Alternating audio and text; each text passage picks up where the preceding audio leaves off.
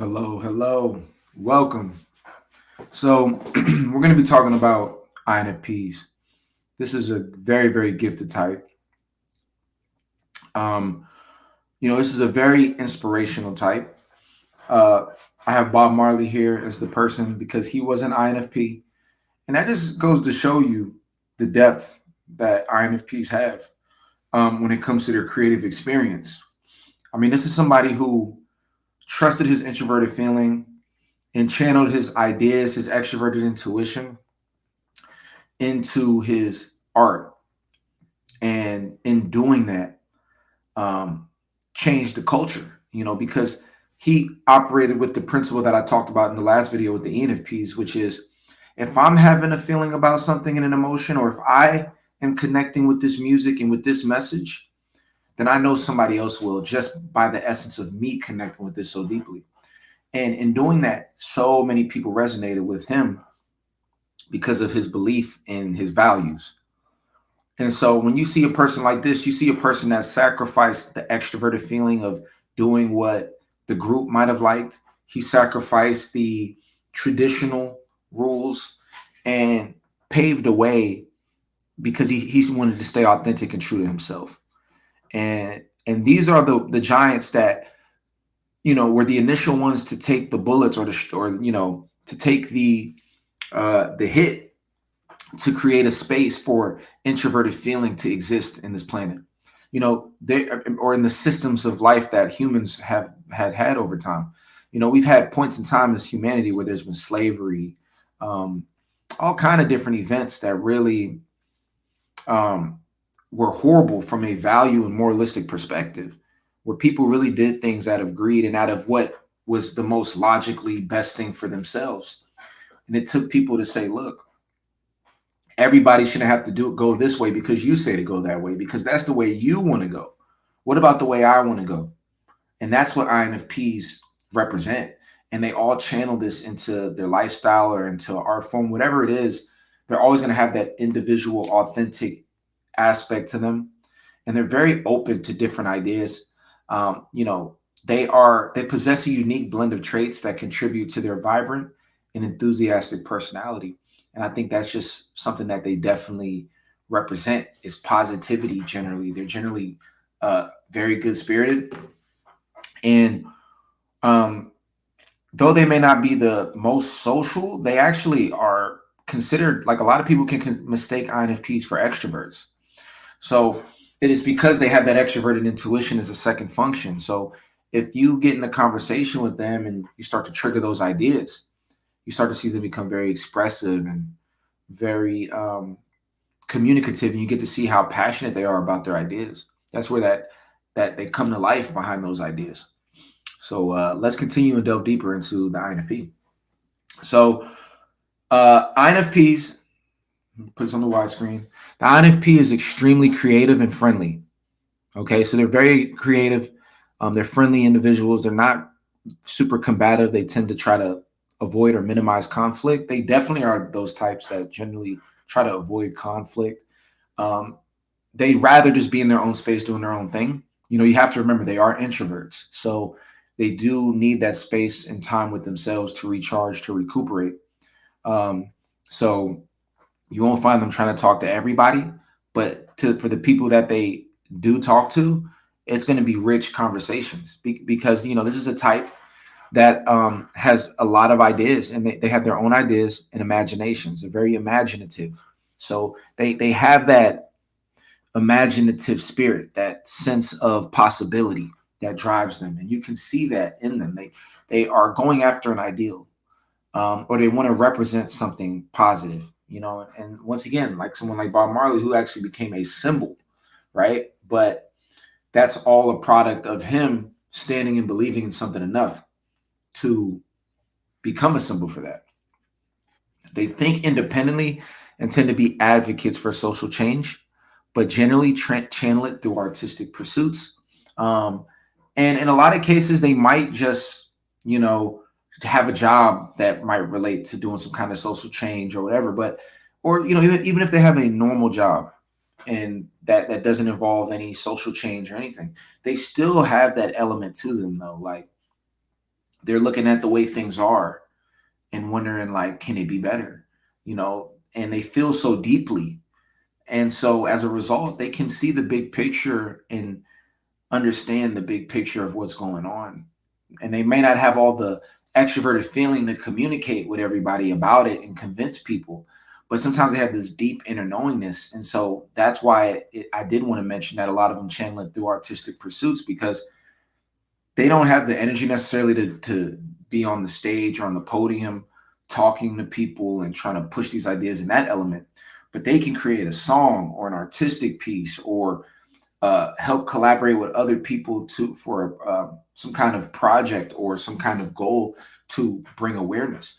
They are all about that because their goal is to make the world better. They want to give opportunity to people because they know what it feels like to not have that opportunity. They know what it feels like to be doubted or to be appreciated. So they make it their goal to represent good causes and try to just represent for people in a positive way.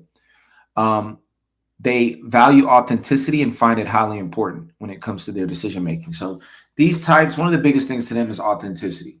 They don't want to be the types that have to do something because, oh, I got to do it because, that's tradition, right? If it's tradition, they still need to have some element of where it logically makes sense that this is positive, and they're willing to go against social norms if it's not something that is a positive thing to them. They're not the types that just go with the flow and do what's been done for years. They're not necessarily they're cautious of change, but they're way more willing to experience change than a lot of other types. And they'll generally be at the forefront of change and innovation, versus other types. Other types that hang on to the past because they're afraid of the possibilities. INFPs aren't afraid of the possibilities, and that's very powerful about them. And they stay authentic to what they believe in, and so they have a very personal connection with truth. It's not just some logical thing. It's not just some tradition. It's not just something that I'm doing because someone told me to. They have an experience that makes it deeply rooted in their spirit and connected for them. And I just think that's an amazing thing. And you can hear that in their communication. I mean, they're very aware, very intelligent people. And so I would love to now play a video to kind of give you where you can see some some INFPs, and get an idea of what they look like and their characteristics and how they might come off. Are you a rich man? What do you mean rich? What do you mean? Do you have a lot of possessions? All right, so boom, that's big. Now he says, are you a rich man? And he says, when you say rich, what do you mean? Now to somebody, they'll be like, logically, what do you mean? Like, are you rich? Like, do you have a lot of money? But for him, this is what I want people to understand about introverted feeling. When he looks at the values and when he looks at the word rich, it's not just based on what everyone else is talking about. To him, rich has a deeper meaning. And that's the power of putting your own, of being connected with your values. You're not just piggybacking off of what someone else's definition may be. You're taking the time to explain what something means to you. And you can tell he has a more complex perspective of richness and wealth than the person he's talking to. And that's where he can help educate that person. You know what I mean? So let's take a look and see as he continues. A lot of money in the bank? Position make you rich? I don't have that type of richness. My richness is life. You don't need to suffer, but you need to. All right, so there you go. That intuition's kicking in, right? On a sensory, physical level and on a logical level from a thinking perspective, it's like rich means you got a lot of money. But because of him staying true to his authenticity and him putting his own flavor to life and his beliefs, he was able to expand the idea of what rich and wealthness meant to this person that was interviewing him. And this is what INFPs do. They think out the box. They expand. They are pushing ideas forward. And you can see it right there. And that idealism of, all right, we have the sensory idea of what wealth is, but to him, wealth takes on a more idealistic meaning.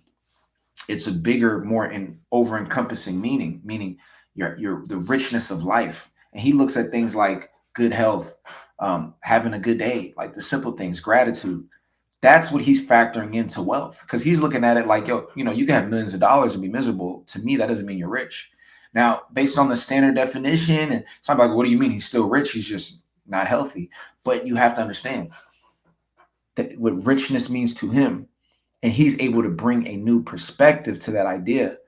And that's what INFPs are doing. This is what innovation and creativity is about. It's about taking what is and adding a new flavor or a new filter to that so that people can understand it on higher levels. And that's something that INFPs are great at. And Bob Marley exemplified it in that video. Let's continue. This is Carlos Santana. To resonate with all the intensity of your emotions. Now look how he closed his eyes. Now, number one, he was closing his eyes. You can see that he was having a vision, and he was very connected with that vision as he communicated. It's almost like when they are tapping into their vision, they feel it very closely. Like it's almost like they're pulling it to them to feel it, and then they communicate. So you can see that they want to feel before they make a decision on what it is. They want to feel if this is right, if this is expressed right, if this feels connected to them. And what that does is it helps keep them grounded and connected to to their truths, and it allows them to express their truths in such an amazing way. So you can see right there, Carlos Santana, and he said, you want to experience to your deepest emotion. Let me play that back because that was actually interesting.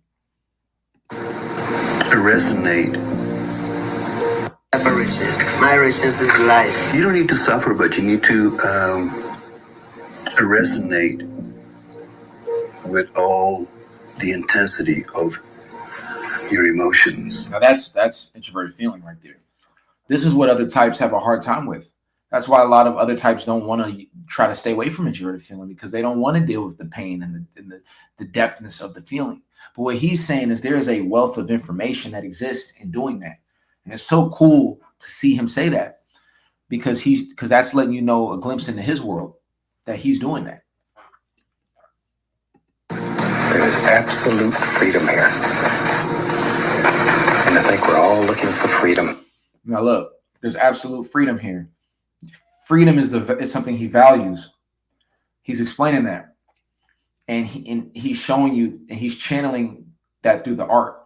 His art is where he feels free, and he allows other people to feel free through them connecting with art. And that's where he's channeling freedom. Like freedom is a value that that we fought so much for.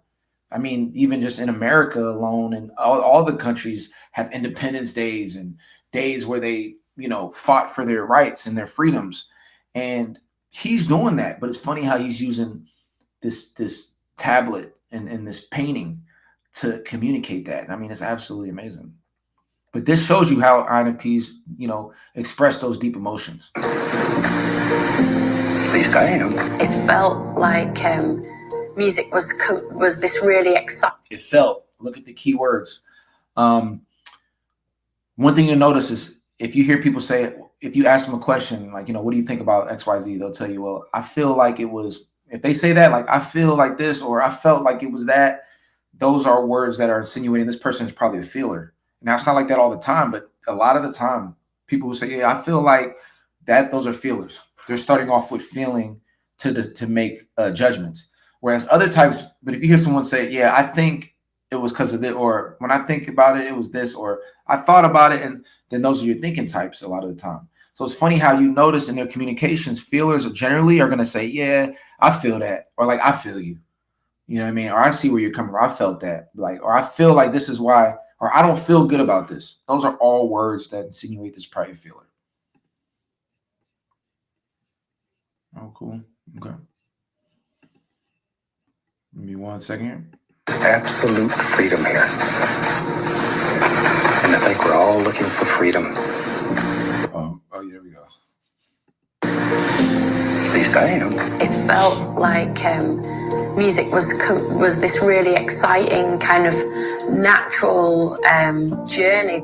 I don't know why I have a tendency to go for these natural. So she said it feels like music was this, exciting, fun, but natural was a key word that insinuates authentic, felt right. And that's why she's doing it versus doing it for some objective or thinking dominant reason. Of course, there is thinking applied to that, right? But feeling is the driver. It feels right. It feels authentic. I've always been fascinated with the underdog, the person who is not allowed to win, the person who is considered different or freakish or abnormal. Awesome. So there we go. And the beauty of that is it gives you so many different flavors of INFPs. And you see they have this modest, relaxed energy, but they're connected to something. And a lot of INFPs are known to appear as mystical. They have a mystical element to them that's so interesting, So that is something that you'll find with INFPs. They are just very connected to that deeper element of feeling that we all have within ourselves. And they are just championing that aspect of ourselves because they deal with it on a much closer level than other types. There are some types that are afraid to deal with their emotions internally. There's a lot of types that don't know how to understand those inner feelings. And it really takes a tough, powerful individual to sit there at the depth of those feelings and figure out what's going on. And in doing that, they discover this knowledge that then allows them to help so many people and to resonate with so many people and to make art and creations that show that depth. I mean, it's absolutely amazing when it comes to INFPs. So now let's talk about strengths and weaknesses for INFPs. So one of the strengths is that they're idealistic. They have the ability to manage very high level ideas. They think out the box. They are constantly taking a unique outlook on what life is presenting. And that's very beautiful in a world where a lot of people can have very fixed perspectives and be very unwilling to change and adapt and hear different perspectives. We talked about them being creative, empathetic. They are empathetic. I always tend to say the extroverted feeling dominant types and just extroverted feeling in general is sympathy. It is feeling sorry for somebody because of the circumstance that they're in, feeling sorry for them. And in doing that, you might help them. But whatever that is, feeling sorry for them is triggering your actions. Empathy, on the other hand, is you feeling what that person may be feeling, or you trying to put yourself in the position of what the other person is feeling. And in you feeling that, you could feel how it makes you not feel good, and that drives you to take action. So there are two different ways to inspire connection and inspire empathy. But we got to understand sympathy is different than empathy. And what's powerful about empathy is there's a connection in that pain, whereas sympathy, there's still a disconnect. The person's feeling sorry for the other person, but they still don't know what that person's feeling. Now, of course, the introverted feelers don't either, but they a lot of the time they have a deeper connection with that emotional pain point, and that allows them to be very passionate and driven to assist in their own way, whatever that may be. Sometimes it might not be people. Sometimes it may be animals. Sometimes it may be ideological situations. But regardless, they are fighting, and they're putting in that work to create change because they care and they empathize with people. They're authentic. We talked about that, but they are want to stay true to themselves, to their art forms, to their work, whatever it is. They want to feel aligned with it. They're open-minded, which is so awesome. They have extroverted intuition as a second function. So they're constantly able to deal with different ideas, manage different ideas, bounce ideas around with different people. They have extroverted thinking as well. So they're willing to hear other people's perspectives. They want to gain information so that they can make the best judgments and feel the best way about whatever it is that they're encountering. Now, in terms of weaknesses, they can be over idealistic. And that's just the fact that they have introverted feeling first. And then when you put extroverted intuition second, you have a scenario where you want your fantasies to play out in reality, and you believe in your vision very deeply. So you tend to, have a certain higher level of trust into these ideas. So, but when things don't play out that way, it can be very crushing to INFPs, and they can have a hard time because there are still the reality of life, right? And sensing is their third function, and thinking is their fourth. So with sensing and thinking being those last 3 and 4 functions, it's harder for them to understand or to, you know, look at things in the most standard logical sense, sometimes, which can cause them to be over idealistic in those moments. They can definitely be sensitive. Introverted feeling is their first function. Introverted feeling feels so deeply. It's a holistic form of thinking in the sense of within. Like it's taking the human experience of feeling and experiencing everything.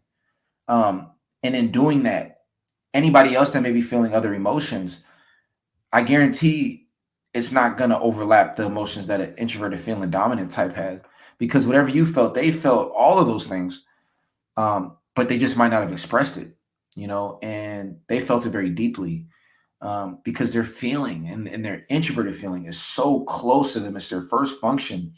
At times, it can be hard to function because the pain can be so deep. So that's where that sensitivity can kick in. They can have difficulty with decision making. Thinking is their fourth function. So if you're an INFP, sometimes it's hard to come up with decisions, uh, and to come up with logical decisions, not just decisions because you don't feel right about it, but just the straight up nuts and bolts of what's going on. And that can be a challenge for them. Uh, they also have a tendency to withdraw. Like I said, they are introverts, and that what happens is when that introverted feeling and that introverted sensing kick in, they just go into their routine and they like to be in their safe space and just doing things that make them feel good. And in those moments, the external world just doesn't exist. They don't see it. And on one level, that's awesome because it allows them to be super creative and not distracted by people. But it can be negative when they're doing that for days on out, or when they're not being very communicative. People are reaching out, they're not responding. INFPs are notorious for not responding to texts for a long time, communicating with people when they feel like it because they're in their own world, being distant in terms of being kind of like in their own world away from people. So it's important for them to try to stay connected so that they're not out of the loop and that they're not too much in their inner world to where they become isolated. Uh, and then they have a difficulty with structure.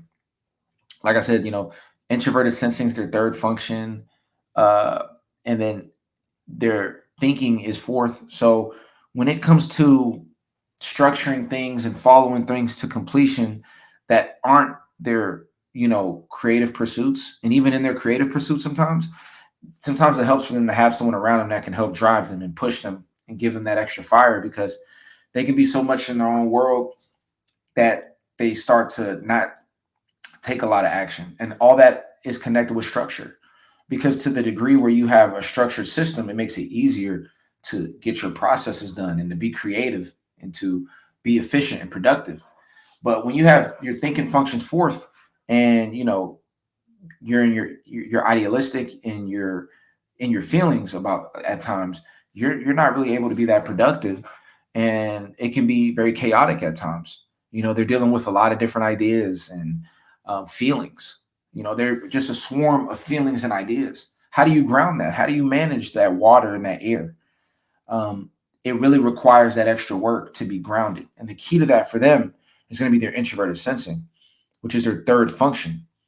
And I guess, in the next slide, you'll be able to see the functions. But because you have access to introverted sensing, it allows you to be grounded. You're connected to your body to a degree and to your environment, your home space. You like to be grounded. You like to go back to the places that you feel comfortable with. And that gives you a form of connection with the sensory world. It helps keep you just connected. When you break out of your ideas and your feelings, you want to be grounded.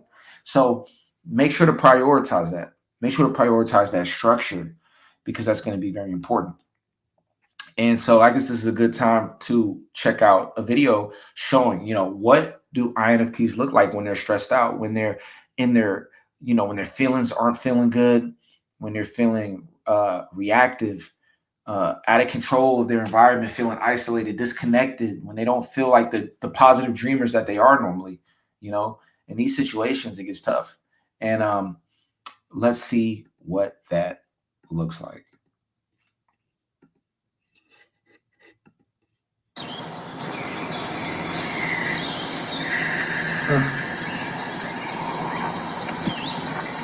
I see you got my letter. Finally.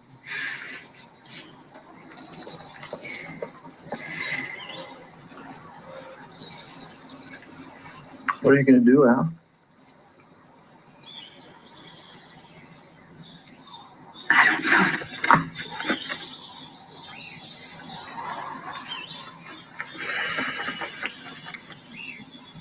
We're back to that.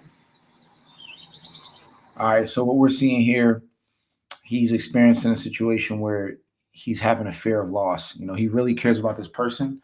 You know, introverted feeler dominant types, lover boys, man. I'm sorry. Like, you know, and lover girls, very idealistic. And so when their relationship, the people that are very close to them, because they're not talking to everybody, right? They generally have very smaller, close relationships. And they really value the people that they really authentically connect with. And so this is somebody that he obviously cares deeply about, and she's confused and he feels that. And you start to see what happens with INFPs. When that introverted feeling bubbles up, you see an aggressive side comes out. You got to think about it. This feeling is their first function. And what you'll notice is that extroverted intuition is going to throw out ideas. It's going to ask her questions. It's going to challenge her with questions because inside he feels deeply passionate that she's not making the right decision. And this is where you get to see that fiery aspect of INFPs. Yes, they're introverts, but they will fight for love. You know, they will fight for what they value. And this is an example here. Are we back there? What about the past couple of days? They happen, you know? I know that they happened and they were wonderful, but they were also very irresponsible. I have a fiance waiting for me at a hotel who's going to be crushed. You see, that's the fire kicking in, that introverted feeling. So you make love to me, and then you go back to your husband? Is that your plan? Now you see she gave him the extroverted thinking reality. Like, I have a husband right now. Like, but you can see his idealism is still hanging on to what he wants. His feelings are overpowering the external logic because his introverted feeling is first. His extroverted thinking, which is the objective external reality thinking about the situation, is fourth. So even though I'm sure he's aware of that reality that she's saying, he doesn't care because his internal feeling is overpowering everything right now. And that's that feeling of love kind of bleeding through the logic. So this is very interesting. This is really cool to see. Was that a test that I didn't I made pass? a promise to a man. He gave me a ring and I gave him my word. And your word is shot to hell now, don't you? That's the question. Is that a test I didn't pass? He's asking questions. That's that intuition kicking in. And that's his inferior thinking because he's trying to come up with a loose form of logic to understand what his feelings aren't able to grapple with right now. I don't know. I'll find out when I talk to him. This is not about keeping your promise, and it's not about following your heart. It's about security. What is that supposed to mean? Money! What are you talking? He's got a lot of money! Now I hate you. You Well, I hate fast. you. Now look at that. He's coming up with an overall generalization as to why she's with the guy, right? And that's out of stress. That's where you see that thinking. Now, there is some logic to that thinking, but you see it's a looser form of thinking. And that's what it looks like when you see like a feeling dominant type at times come up with these logical conclusions when they're normally very good logical conclusions, but when they're stressed and that feeling overtakes, it can be these more looser generalized reasoning, you know, to try to understand what's going on. If you leave here, I hate you. Look at that answer, right? Like, that's such an introverted feeling, like the depth. Like when he said, if you leave here, I hate you. That means the feeling of love is so strong burning inside of him that, and her leaving is all he can do is flip it and it becomes hate because of the pain. And like they say, hate is on the same spectrum as love. Hate is on the other side, right? And this is a prime example. I didn't pay attention to anything that's been happening. I guess not. I think I must have misread all of those signals. I guess you did. You're bored! You're bored and you know it. You wouldn't be here if there wasn't something missing. Now it's just spreading TE again, which means he's spreading out this loose thinking, trying to explain the objective thinking for why things are happening. He's trying to figure out why is she thinking that way, and he's throwing out these ideas, and they're very loose. Like they're not these deep overthought. They're just like, oh, you're just mad, you're just in love because he's rich. Like, oh, these overgeneralizations, and that's what TE does. But it's cool to see a weaker extroverted thinking. It's going to be even more looser. So you can see how extroverted thinking for the dominant types can be very objective and like blurted out, just overall truths. But for the types like these, they do the same thing, but it just has a different flavor. Arrogant son of a bitch! Would you just stay with me? Stay with you? What for? Look at us, we're already fighting. Well, that's what we do. We fight. You tell me when I'm being an arrogant son of a bitch, and I tell you when you're being a pain in the ass. Which you are, 99% of the time. I'm not afraid to hurt your feelings. They have like a 2-second rebound rate, and you're back doing the next pain in the ass thing. So what? So it's not going to be easy. It's going to be really hard. And we're going to have to work at this every day, but I want to do that because I want you. I want all of you, forever, you and me, every day. Will you do something for me? Please? You just picture your life for me? That's intuition. 30 years from... That's intuition. Can you picture your life with me 30 years from now? So that's that extroverted intuition projecting into the future. And, that's that idealism, and that intuition. That's what it is. It's an idea of what can be in the future. And he's presenting that to her. Now, 40 years from now, what's it look like? If it's with that guy, go. Go. I lost you once. I think I could do it again if I thought it's what you really wanted. But don't you take the easy way out. What easy way? There is no easy way. No matter what I do, somebody gets hurt. Would you stop thinking about what everyone wants? Stop thinking about what I want, what he wants, what your parents want. What do you want? That's his introverted feeling. He's trying to bring out her authenticity. He's being authentic in his communication right now. He's saying, I want you, I love you. But she's giving him these external truths, this extroverted thinking. Like, these are reality. I have a husband, I have a family. This would shake my entire life. In reality, this is going to shake everything. But he is still the dreamer. He is convinced and convicted in his introverted feeling, his love. And he's pushing her to be authentic with him and say, screw what everybody thinks. When you say that, that's already something that somebody with extroverted thinking lower introverted think or extroverted thinking lower is gonna say. Like, screw what everybody thinks. There's some types that are like, what do you mean? Like, I gotta factor in what people think. But he's like, screw it, because he's valuing his feelings and his values over what everyone thinks. And he's trying to trigger that out of her. What do you want? It's not that simple. What do you want? God damn it. What do you want? I have to go.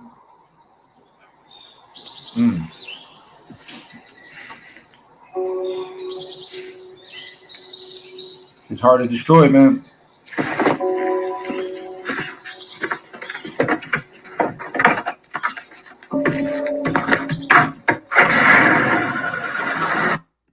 All right, so there we go. Life of the INFP, man. So we're gonna look at the loops here. And this is big because these are the loops, and these are the problems that INFPs can experience when they get into these loops. And so the first one, let's deal with the introverted functions. And I know this red one's kind of hard to see, but this is feeling. This is introverted feeling at the top, introverted intuition second. So the way this plays out is their introverted feeling is how they feel about things. And they're constantly making judgments as they encounter things based on how they feel when they encounter it. After that, they're looking at what they think about, their idea about whatever they're feeling. And then from there, they're going to take an action to deal with that. And a lot of the time, that introverted sensing is going to be managing themselves in order to deal with the feeling or the intuition that's going to happen. And then they utilize that extroverted thinking as a means to provide like logic and data behind the decision that they're going to make or whatever they're going to do to manage whatever they're feeling. So, feeling is big for them, as you can see. And one of the worst loops INFPs can get into is when they feel like there's going to be a negative outcome of something and they feel like possibilities are low. they can get into these states where they're in a loop of constantly just recycling this negative feeling, this negative outcome. And it can become stuck in this loop of my introverted feeling is bad. I'm keep going back to, and I keep getting pulled back to this negative experience. They can't get over this sensory thing that they're experiencing, whether it's a girl, like in this case, like if it's a girl that, in that, like that girl that we just saw where he's like, and he loses her, he's going to feel horrible because he wants to go back to that uniformity, like what he's used to. That's what introverted sensing wants, because that's going to make him feel better. So if he's unable to get that stability back, like that girl that made him feel good, he can't get her back. It disrupts his world and he becomes obsessed. And INFPs can become obsessive in these patterns of constantly thinking about negative situations that played out because they have a pretty good memory, because introverted sensing is the memory function. It's all about the past, and they're constantly going in the past, and they can be in a loop of remembering negative things to where they could be having all these great experiences and great opportunities, but because they're dwelling on the negativity of a situation that played out, it's keeping their feelings from being able to embrace the good. So it's important for INFPs to stay balanced and understand that, yes, there may be something that doesn't feel good and you might have lost something, but to utilize your intuition and your creativity, what you're thinking, to create something new. Like you might lose this partner, but there's so many other people that you can talk to, and there might be the opportunity to find the next best person. So it's important for INFPs to stay grounded there, because you don't want to get caught in those introverted feeling, introverted sensing loops where you're just stuck and obsessed with the wishing something went this way when it didn't. You want to be able to move forward and have that strength and resolve, and don't let anything stop you. In terms of now, the other loop that they can get into is that extroverted intuition and extroverted thinking, which is basically where when they are feeling negative and they are feeling down about things, they can constantly have negative ideas and be just delved in, lost into these negative ideas, and and seeing limited possibilities because their extroverted thinking is fourth. So they can have a hard time painting the map, and they can have a distorted view of how things are, and they can become very negative. Like just their intuition is thinking negative ideas, and their extroverted thinking is justifying those ideas with weak rationale to support the negativity. And it becomes a cycle of, negative ideas, negative thinking, negative ideas, negative thinking. And it's just this loop. And the last thing you want is a scenario where you're having all these negative feelings and these negative ideas, negative thoughts, all because of loss or because of something that you're worried about, right? So the key thing with INFPs is to stay creative, stay passionate. Like in these scenarios where you're having bad outcomes, what are some things you can do to express yourself, right? Like what are some things you can do to channel that negativity into something that could be positive? And so when they're able to channel things into a creative pursuit, feelings come and go. You'll feel this way now and you'll feel this way later. So when they do feel better, they look back and they go, oh, wow, I have a whole creation from this pain. And they're able to take action based on it. Because the worst thing for INFP is when they're not able to exhibit that creativity and they feel stuck and they feel bored and they feel robotic. And, now you're taking away the essence of what makes an INFP special. So you want to stay grounded and balanced. When you're too deep into the feelings, you want to utilize your ideas and communicate with people and get different perspectives to figure out how to change your situation. And you'll find your situation change by learning different perspectives and ideas on how to fix it. And then when you're caught up with those negative ideas, you want to be regrounded. And that's what you want to tap into is, all right, let me go back to my home space, my sacred space. Let me get my feelings grounded. Let me feel better. Let me maybe watch a movie or do some activity that makes me feel better, or draw or do something creative to feel better. And once you feel better, you utilize that time to come up with more ideas to find solutions.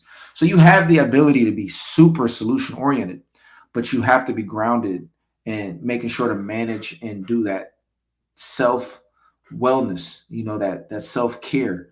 It's very important for INFPs to engage in self care because they're one of those types that really need self care in order to be the best version of themselves for the people around them. And I think everybody can utilize self care, but I would say INFPs sometimes don't do enough self care. So I definitely want to shine the light on that. And let's move on. So the gift of the INFP is creativity. Okay. I know that a lot of other types like ENFPs have creativity, you know what I mean? So That's big. But INFP's creativity is off the charts. You know, just to be straight up, with this type, okay. Um, it is often like, all right, first of all, INFPs and ISFPs, and I'm gonna talk about ISFPs coming up soon, but these types creativity is off the charts. It is often the one way that they are able to truly express their authentic outlook and perspective on life. So it's deeper than just doing art for the means of doing art, or to make money, or to be cool, or to just express yourself and do something to stay busy, right? They are Their art is connected to their life. They are putting their life into their art. So their art is a much more deeper pursuit than it might be for other people. And they are naturally gifted with a mind that's attuned to art. And some of the greatest artists and creatives have been INFPs. So you are naturally in a space as a INFP where you have the ability to create. And I think that's very powerful. And you want to utilize that to your advantage. You know what I mean? Your ability to be creative, your ability to share your perspectives through these different means is something that you should tap into. And for the INFPs out there that may be like, well, dang, I'm not that creative, or, I'm not really engaging in a pursuit. Number one, you may not be an INFP. You might need to take the test again or get a session with me. Or this is an opportunity for you to tap in and see what you might be interested in. And it can range. It could be cooking. It could be, like I said, it could be watching movies, could be playing video games, whatever. But in most cases, INFPs need something to feed that imagination and to feel those feelings, so that they can have those feelings channeled into something. Because feeling is like water, and it's feeling, it pushes movement. Like if I feel something and I talk to somebody, they might feel something. Like if someone's happy and they're in a room, other people will feel happy. Same thing if they feel sad. So that energy needs to move. And your creative pursuits is the tool in which you can use to move that emotion around, and to be effective in that, and to be creative, and to use that emotion so that you can create with it, and you can be productive with it. And then finally, your hidden power is your dedication. And a lot of people don't give you guys credit for this, but INFPs are very dedicated to their craft because of the ingredients of these two things. Introverted feeling number one, which means they're going to be passionate or have a deep form of feeling around the work that they're doing when they are aligned.